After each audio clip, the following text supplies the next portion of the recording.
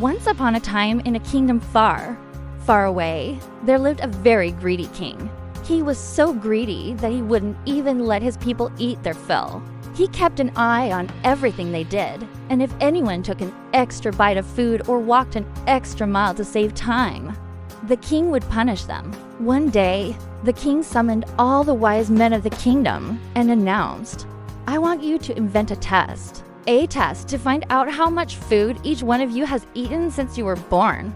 The wise men were puzzled, but they accepted the king's challenge. After much deliberation, one of the wise men approached the king and said, "Your Majesty, I think I have found a way to determine how much food we have eaten in our lifetime. Please let me demonstrate." The king, pleased with himself, nodded his head and allowed him to proceed. The wise man went to a nearby river, took a deep breath, closed his eyes, and jumped into the water. As onlookers watched in suspense, he emerged from the river with a large fish in his hands and presented it to the king. "Your Majesty, this fish represents all the food I have eaten in my life. Do you see how big it is? It's huge."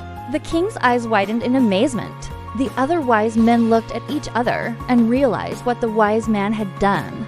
They, too, went to the river, jumped in, and emerged with enormous fish. One by one, they presented their catches to the king, who was deeply impressed by the size of the fish. "You are all truly wise," he said. "I had no idea you ate so much. But tell me, how is it possible that you ate all this food and yet your bodies are so thin? I am half your age and look at how chubby I am." The wise men smiled knowingly.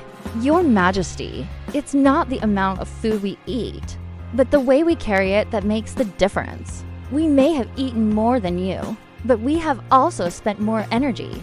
We have walked many extra miles to collect firewood and water, climbed many extra stairs to gather herbs and fruits, and carried heavy loads on our backs for our families. That is why the fish we caught represent the amount of food we have eaten in our lives." The king was ashamed of himself for wasting so much food and doing so little.